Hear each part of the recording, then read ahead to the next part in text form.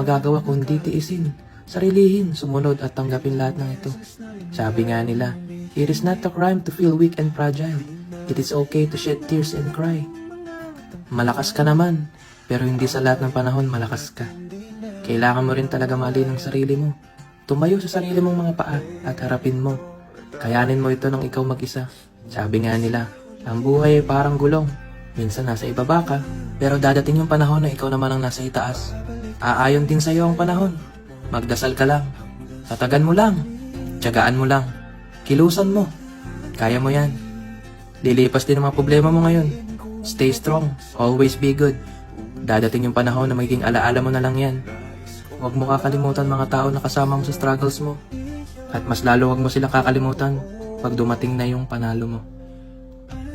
Grabe yung linya na yun. Ramdam na ramdam ko. May paluhod-luhod ka pa? May pahawak-hawak ka pa ng wedding ring natin? May paiyak-iyak ka pa? Diba?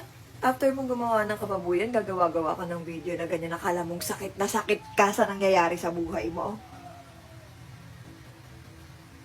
Huling-huli ka sa sarili mong bibig. Palibhasa sinungaling ka. Palibhasa sinungaling